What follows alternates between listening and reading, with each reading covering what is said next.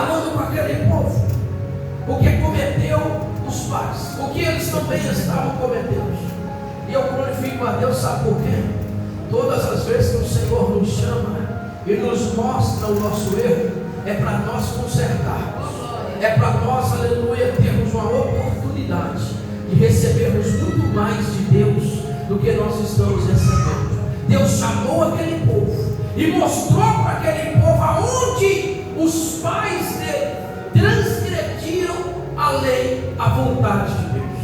O Senhor chamou aquele povo e disse: olha, seus pais transgrediram a minha vontade. Como que nossos pais transgrediram nossas vontades? Nossos pais transgrediram nossa vontade, fazendo o quê? Falando, aleluia, trazendo, aleluia, maldições. Eles estavam, aleluia, trazendo maldições para si. Como trazendo maldições? Porque Deus pedia para ele o dízimo, e eles, aleluia, transgrediam a Deus no dízimo. Eles transgrediam a Deus nas ofertas. Eles transgrediram o Senhor naquilo que o Senhor não pedia, naquilo que o Senhor falava para eles: olha, traga a mim. E eles transgrediam a Deus naquilo que eles apresentavam diante de Deus. Eles não queriam trazer para Deus o melhor, eles não queriam trazer para Deus o que pudesse agradar a Deus. Eles queriam agradar a si, e estavam esquecendo que agradando a si desagradava a Deus. E eles agora não estavam mais preocupados se eles estavam desagradando a Deus ou não. Eles estavam simplesmente fazendo o que era, aleluia, aos seus interesses. Eles deixaram de fazer o que Deus pedia e faziam o que eles queriam fazer. Ou seja, não estava mais sendo no meio deles a vontade de Deus. A vontade de Deus não estava mais sendo prioridade no meio deles, ou a vontade de Deus não estava mais prevalecendo para eles. A vontade de Deus não estava mais prevalecendo, era a vontade dele. E para nós termos vitória na vida, o que precisa prevalecer é a vontade de Deus. Porque se nós fizermos a nossa vontade, nós vamos aborrecer a vontade de Deus. Mas se nós fizermos a vontade de Deus, nós vamos trazer a bênção para a nossa vida. Porque a bênção está na vontade de Deus. Ela é boa, perfeita e agradável. Então a vontade de Deus aqui estava sendo desobedecida. Não estavam mais apresentando a Deus o que Deus estava pedindo para eles apresentar. E por causa disso, o Senhor disse: olha, roubai ao Senhor. E eles perguntaram: aonde nós roubamos a Deus? Aonde nós roubamos o Senhor? Aí eles disseram, o Senhor disse: nos dízimos e nas ofertas. Mas como roubamos os dízimos e nas ofertas? Eles perguntavam. Por que eles perguntaram aonde nós estamos roubando a Deus? Porque eles estavam fazendo, tão acostumados com a sua vontade, que já não estavam mais sentindo a vontade de Deus. Eles já não estavam mais sentindo a vontade de Deus. Ou seja, eles estavam fazendo, achando que estava agradando a Deus, e não estavam percebendo que o que eles estavam fazendo, eles estavam era obedecendo, não, aborrecendo a vontade de Deus. Eles pensavam que estava agradando, mas na verdade eles estavam aborrecendo. Eles pensavam que estavam agradando, mas na verdade estavam, aleluia, aborrecendo a vontade de Deus. Aí Deus escreveu para eles dizendo: olha, vocês estão falhando nesta parte, vocês estão falhando nesta parte, e conforme vocês estão falhando nessa parte, eu estou aborrecido com vocês. Eu estou completamente aborrecido de tal maneira que vocês estão, aleluia, me aborrecendo. Aí eles perguntaram: mas como nós estamos aborrecendo? Aí o Senhor disse: olha, é eu que repreendo, é eu que dou, aleluia, condição, é eu que faço florescer, é eu que faço as coisas acontecerem, é eu que faço sobrevir sobre vós as bênçãos tal. Se eu não fizer as bênçãos vir, as bênçãos, aleluia, não chegarão.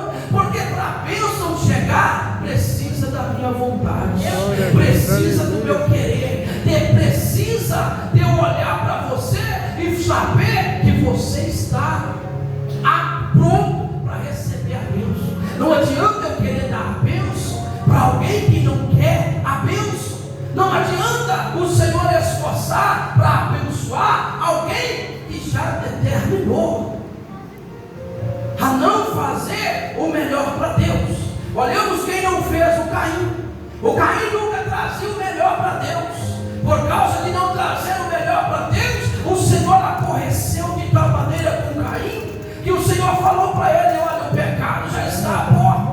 Mas o Caim estava tão determinado a não dar o melhor a Deus, que ele não estava preocupado mais com a voz de Deus.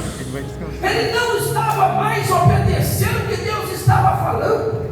E quando nós entramos no parâmetro de não observar o que Deus está falando por nós, nós estamos numa rota perigosa, nós estamos em um caminho perigoso, nós estamos a um passo do abismo, nós estamos a um passo de cair no abismo, nós estamos a um passo de ter a nossa vida até ceifada nessa terra. Quando nós não observamos o que Deus está nos falando, o que já não sentimos mais, como a voz de Deus nos proibindo, como não sentimos mais a voz de Deus nos falando que não.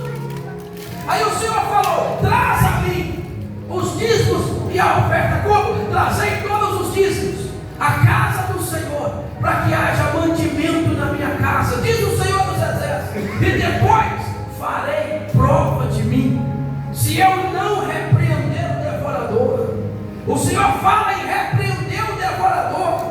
O Senhor fala que vai repreender aquele destruidor da lavoura, aquele que vai destruir a plantação, ou aquele que vai destruir, queridos irmãos, as nossas vinhas, aquele que vai tirar tudo que nós plantamos. O Senhor disse: eu vou repreender o devorador e darei em meio de vós uma bênção tal. A bênção que o Senhor está falando é que vós sois para mim como, aleluia, a preciosidade.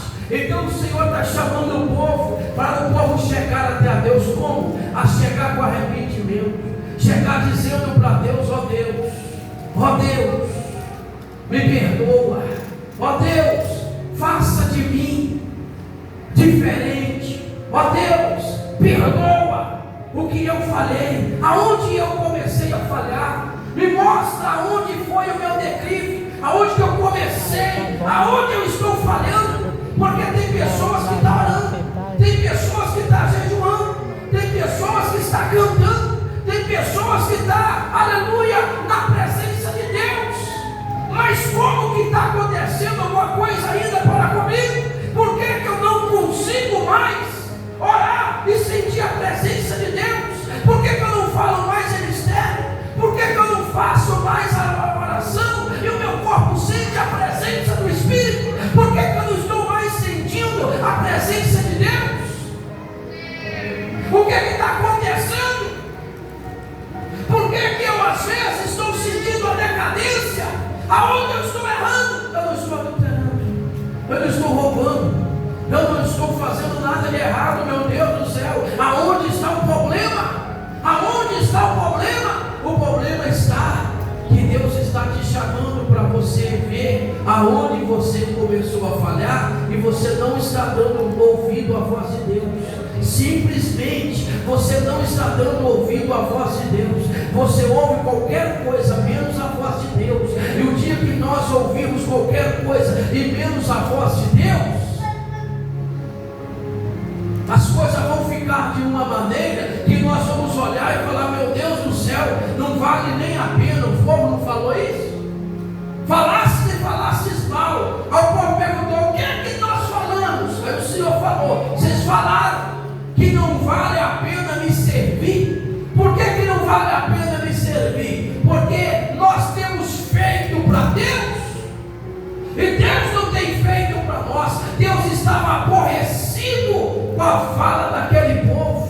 Aquele povo estava falando, e falando o que? Aquele povo estava, já passou, parece. Aquele povo estava falando: olha lá, vós dizeis o que temos falado. Aí vai o próximo, olha lá, vós tem dito: inútil é servir a Deus, que nos proveita termos cuidado em guardar guardar os seus preceitos e em andar de luto diante do Senhor dos exércitos. Olha o que o povo estava falando. Olha aí. Olha um dos problemas que nós às vezes oramos e não sentimos mais a presença de Deus. Olha um dos problemas que às vezes nós pedimos Deus prosperidade e Deus não está nos prosperando. Olha um dos problemas que às vezes, aleluia, nós temos pedido a Deus e temos procurado 1001 razão para livrar a nossa pele e apontar e falar: é culpa daquele pastor, é culpa daquela igreja que não ora conforme deve orar. Olha aí, olha um dos problemas daquele povo. O povo estava dizendo: inútil é servir ao Senhor, inútil é servir ao Senhor. Aí eu lhe pergunto: como que tem sido as suas palavras na hora da luta, na hora da tribulação? O que você tem falado? Na hora que você vai no banco e a conta está zerada, o que você tem falado? Na hora que você olha para o teu esposo, ele está. O que você tem falado? Na hora que a enfermidade bate, meu Deus, eu estou doente hoje. O que nós temos falado diante de Deus? Inútil é servir ao Senhor. Inútil é servir a Deus e andar na tua presença e andar de luto seguindo a tua palavra. Quantas pessoas que você já ouviu: ah, eu estou na igreja, eu faço voto, eu faço campanha, eu jejuo, eu oro e nada acontece na minha vida. O que nós estamos falando para Deus? O que Deus está dizendo? Vocês têm falado, e conforme vocês têm falado, têm aborrecido ao Senhor, têm aborrecido a Deus. Aí vem o apóstolo Paulo e fala: sejai-vos pacientes na tribulação. Sejai-vos pacientes na tribulação. Aí vem o Salomão em Eclesiastes capítulo 5 e fala: seja poucas as suas palavras, estando na presença de Deus. Aí ele fala mais: seja poucas as suas palavras ao entrares na casa de Deus. Glória a Deus, aleluia. Por que ele fala de ser poucas palavras? Por causa dessas palavras. Vós tem dito: inútil é servir, que aproveito temos. Que aproveito temos. Quantas pessoas que falam: ah, eu estou indo naquela igreja, tenho orado, e nada muda na minha vida, nada acontece, nada muda na minha vida. Aquela oração daquele homem, ele ora, e nada muda na minha vida. Aí vem o Senhor dizendo: tenho ficado triste com vossas palavras. Mas Ele fala mais, que nós, aleluia, somos, aleluia, preciosos para Ele. Somos preciosos para Deus. E Deus está querendo exaltar a vida de nós. Deus está querendo exaltar as nossas vidas. Deus está querendo abençoar as nossas vidas. Deus está querendo virar o quadro. Deus está querendo virar a situação. Deus está querendo transformar. Deus está querendo fazer a luz da palavra entrar na sua vida, mudar o teu pensamento, mudar o teu coração, mudar o seu comportar, mudar tudo na sua vida. Deus está querendo te fazer um vaso novo. Deus está querendo renovar o Espírito Santo na sua vida. Deus está querendo te encher de gosto. Deus está querendo fazer algo por você. Deus está fazendo algo pela sua vida. Deus está querendo transformar você. Deus está te querendo te fazer uma pessoa coletora de bênção, de vitórias. Deus está querendo, mas você precisa dar ouvido à voz de Deus. Quando Deus está nos corrigindo e nos mostrando aonde está a nossa iniquidade, Ele está sendo um ótimo Pai. Ele está sendo um ótimo Senhor. Ele está sendo um Deus de misericórdia. Por que Ele está sendo um Deus de misericórdia? Porque bonito é chamar a atenção sem falar aonde errou, não é? Eu chegar aqui e falar: irmão, é isso, sem falar para ele aonde ele errou. Agora, quando eu chamo a pessoa e falo, você errou, e mostro para ele o erro, é porque eu estou mostrando para ele, dando para ele a oportunidade dele consertar e não fazer de novo. Sim ou não? Assim também é Deus para conosco. Deus chamou o povo, mostrou para o povo a sua indignação e mostrou aonde estava a sua indignação. Como Deus chamou as 7 igrejas da Ásia e falou para as 7 igrejas da Ásia, falou sobre todas elas e disse: conheço tuas obras, sei que tem lutado, mas tem uma coisa que tenho contra vós. Ele chamou as igrejas e mostrou para as igrejas onde estava a decadência da igreja, aonde estava o erro da igreja, aonde a igreja estava falhando, aonde a igreja estava cometendo a abominação que não agradara a Deus, aonde o inimigo estava encontrando a oportunidade de entrar no meio daquela igreja e fazer daquelas igrejas a igreja que pudesse estar, aleluia, completamente andando, achando que estava agradando e desagradando. Nós estudamos hoje sobre a igreja de Sardes. A igreja de Sardes tinha nome de viva, mas a igreja de Sardes estava morta. A igreja de Sardes estava apresentando obras a Deus, mas Deus não estava agradando das apresentações, das obras da igreja de Sardes. Deus não estava achando graça nas obras da igreja de Sardes. Ele falou que tinha poucos lá que não tinha se contaminado. Tinha poucos lá que não tinha se contaminado, mas a maioria que estava lá estava mortos e tinha mais gente para morrer. Mas tinha alguns que não tinha contaminado. E aí eu venho falar para a igreja nesta noite. Eu tenho que falar para a igreja, como pregador do Evangelho e compromissado com a palavra de Deus. Eu preciso de falar para a igreja nesta noite. O Senhor mostrou para a igreja de Sardes que eles estavam apresentando vivo, mas eles estavam mortos. Mortos aonde? Aonde que eles estavam mortos? No corpo físico? Não, eles estavam com o coração batendo. Eles estavam mortos espirituais. Eles estavam apresentando para Deus e Deus não estava recebendo mais. Deus não estava mais ouvindo a oração deles. Eles estavam até fazendo projetos e campanha e oração, mas Deus já não estava mais ouvindo a oração deles. Eles apresentavam estar vivos, mas estavam mortos. Por que eles estavam mortos? Qual que era o problema da igreja de Sardes? Por que essa igreja está parecendo ser viva e não é viva para Deus? É uma igreja considerada uma igreja morta. Porque em Sardes pode ter acontecido o que acontece hoje nos nossos dias. O que acontece hoje em nossos dias. Nos nossos dias acontecem situações parecidas com os dias de Sardes. O que está acontecendo na nossa geração hoje? Nós temos milhares e milhares de cristãos, segundo mais de 5 milhões de cristãos no Brasil, no mundo. Mas dentro desses 5 milhões de cristãos,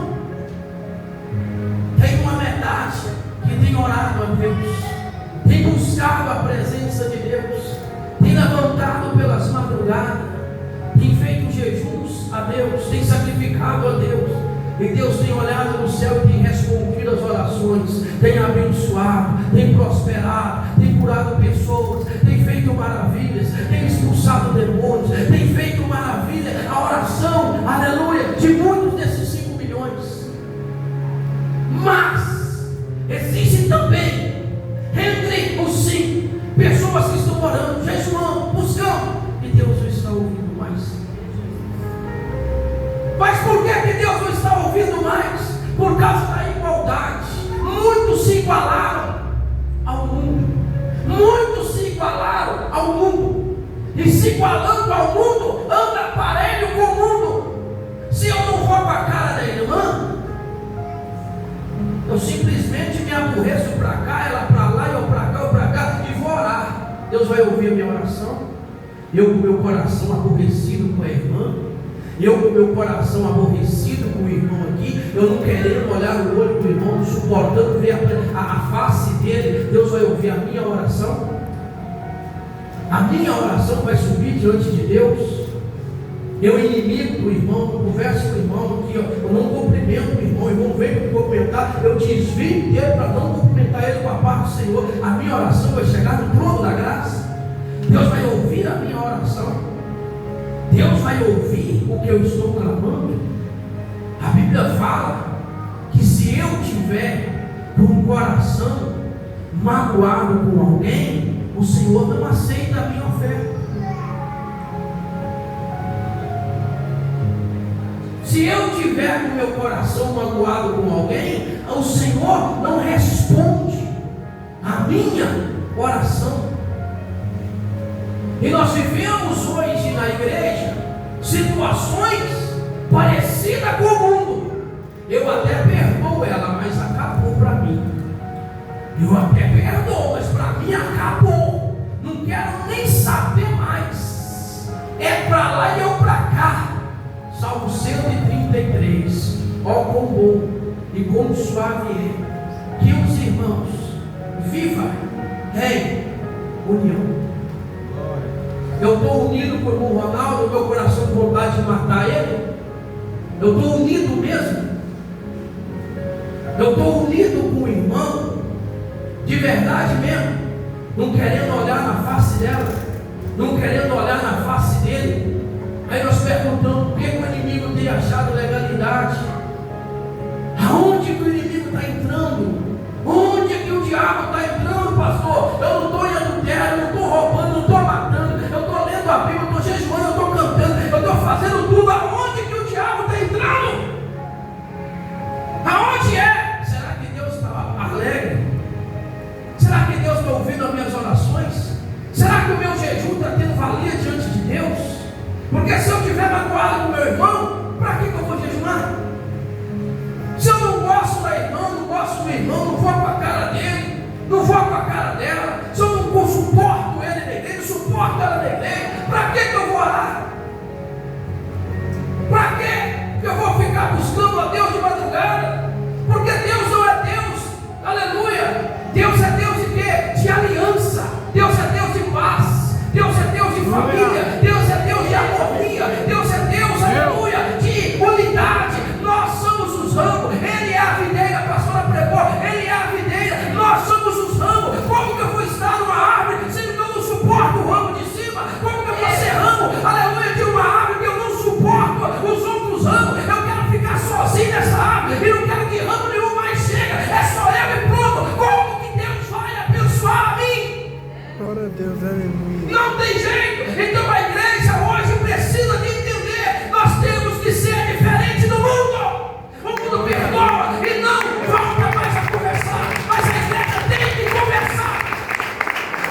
A igreja não pode ser como o mundo, que, aleluia, fica com raiva e não pisa mais a casa da pessoa. A igreja é diferente. Por que que a igreja é diferente? Porque a igreja segue o que Jesus fez. Pedro traiu ele chamou Pedro de amigo. Judas traiu, ele chamou Judas de amigo. Pedro negou 3 vezes, ele foi lá na praia atrás de Pedro.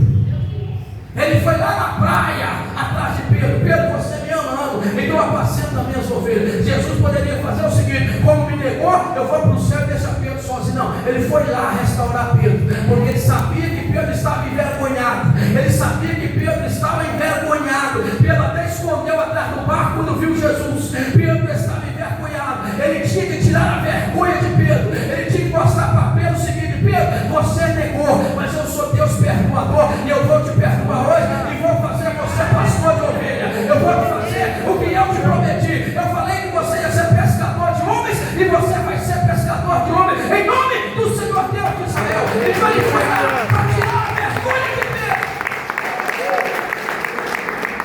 Pedro. Sabe? Mas para terminar aqui, tem muita gente que não volta para a igreja de vergonha. Tem muita gente que não volta para a igreja de vergonha, porque saiu, aleluia, às vezes, brigado comigo. Saiu brigado comigo, vai me ver na igreja, até tem vontade de voltar, mas olha para mim e fala, mas eu fiz aquilo com ele, né? Aí eu, como igreja, o que eu tenho que fazer como igreja? Eu que tenho que ir nele, irmão. Acabou, tá? Aquilo ali já morreu. Hoje nós somos nova criatura na pessoa bem de Jesus, tá? Acabou, senta aqui, vem cá. É eu como igreja que tenho que correr atrás. Não ele, eu que tenho que ir atrás como igreja. Como igreja, é eu que tenho que liberar perdão e não pedir. É eu que tenho que liberar perdão, mesmo que não me perdoa, eu tenho que liberar perdão. Sabe por que tem muito crente doente? Porque não libera perdão, não libera de boca para fora. O coração nunca perdoou. Como o coração nunca perdoou, nunca vai ter frutificação, nunca vai ter frutificação. E o que mais nós escutamos é: eu até queria ficar na igreja, mas tem fulano de tal lá. Por que isso acontece? Porque o fulano de tal não libera perdão verdadeiro, libera perdão para agradar pastores, libera perdão para confirmar a pastora, para alegrar a pastora, libera perdão na hora, mas quando sai da igreja, nunca liberou perdão de verdade. Porque nunca liberou perdão de verdade, há muitos doentes entre vós, aleluia, e enfermos, não de corpo, mas de alma e de espírito. Mas a igreja do Senhor Jesus, que está aqui nessa noite, vai ser lavada e remida pelo sangue do Cordeiro, e vai ter mudanças em nossos cultos, vai ter mudança em nosso meio. Deus vai abrir o leque e vai derramar o Espírito dele na vida de quem busca ele de verdade. Glória a Deus, aleluia. Viu? Fica tranquilo. Deus vai trazer um avivamento total para quem buscar a ele de verdade. Glória a Deus. Agora, os que não buscarem de verdade e brincarem com Deus, Deus colocará para fora.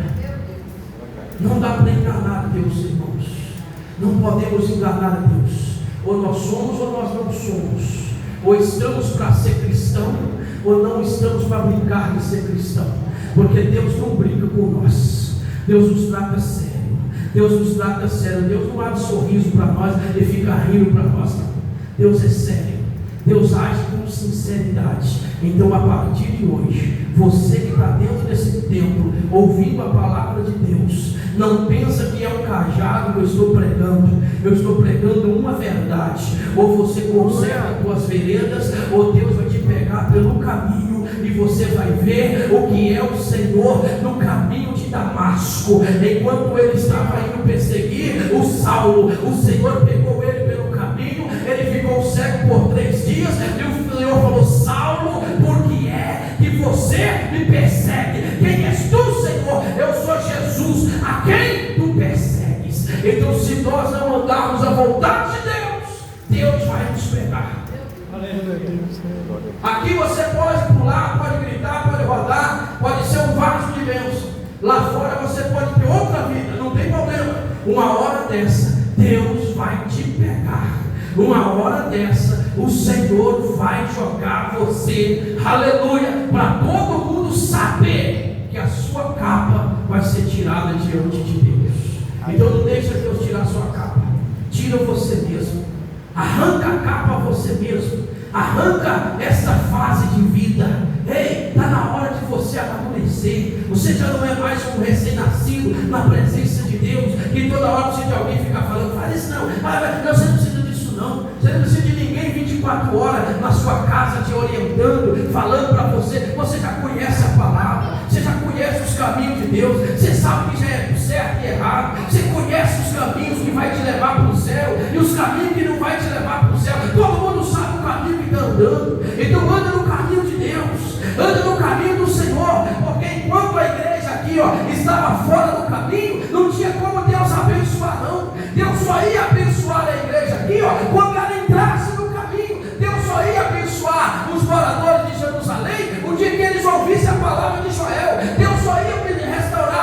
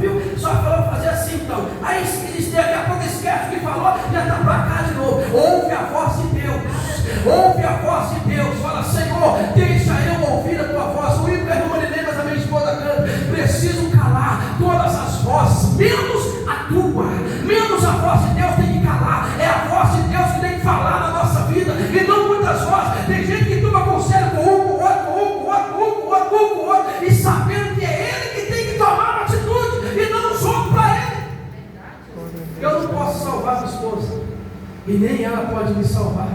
Se eu pudesse salvar ela, pegava ela no carrinho, aleluia, de fogo, levava direto para o céu, entregava na mão, você toma, Deus, eu estou salvando ela, se eu pudesse, mas eu não salvo. É ela que salva a si mesma, e é eu que salvo a mim mesmo. Amém, meu irmão? Então para o céu não tem carona, no céu não tem negócio de ir agarrado no pé do marido. Se eu não estiver na igreja, eu não estou. Se ela não tiver, não tem jeito de agarrado no pé, não, filho. Ou você vai para o céu com a sua fé, com a sua atitude, e lavado e remido pelo sangue do Cordeiro, ou ninguém vai poder te salvar. Ninguém vai poder salvar ninguém. Conhecereis a verdade e ela vos libertará. Amém? Deixa Deus te usar, meu irmão. Deixa Deus te usar, minha irmã. Eu quero ver no próximo culto, que será na terça-feira agora. Eu quero ver na terça-feira, os que vierem no culto da terça-feira. Eu quero chegar aqui, eu quero ver, aleluia, sangue no seu olho. Que é isso, pastor? Sangue? Como assim? Sangue de fazer, vontade de fazer a obra de Deus, determinação do coração. O diabo não vai ter poder mais, nada vai me deter, nada vai me parar, e no nome do Senhor eu serei vencedor. Essa batalha, aleluia, não vai perder, não, porque o sangue do Senhor será na minha vida. Amém, meus irmãos? Quem recebe a palavra de Deus aqui nessa noite? Quantos recebe? Pastor, quantos recebe a palavra de Deus aqui? Eu pergunto, tudo que eu fizer agora, eu vou perguntar: você recebe a palavra de Deus no seu coração? Você recebe a palavra de Deus? Olha o poder da palavra. Terça-feira nós tivemos o culto e nós pregamos o Isaías 43. Meu servo Ciro, irei diante de vós, espedaçarei o superior de ferro, as portas de cruz, darei os tesouros escondidos, escuridão, porque tu sabes que eu sou o teu Deus, te chamo pelo teu nome. Eu falei para os irmãos: vamos tomar posse dessa palavra? Vamos. Ao chegar na nossa casa, vamos dizer: eu tomo posse dessa palavra. O que essa palavra falou, eu vivo ela em nome de Jesus. Foi. Cheguei na minha casa, aleluia, sentei na cama, levantei as duas mãos para o céu e falei: eu tomo posse dessa palavra, conforme ela é, ela vai ser na minha vida, amém, e glória a Deus. Quando foi na quarta-feira, viemos para o culto aqui, foi aquele culto explosão de milagre na quarta-feira, e quando nós terminamos o culto, que eu cheguei na nossa casa, que eu sentei na cama, que eu abri o telefone, aleluia, estava escrito lá: banco não sei quem, não sei o nome do banco mais, te mandou um Pix, te presenteou com um Pix. Amém. Quando eu olhei, R$600 de Pix. Falei: pastor, olha aqui, ela é uma verdade mesmo.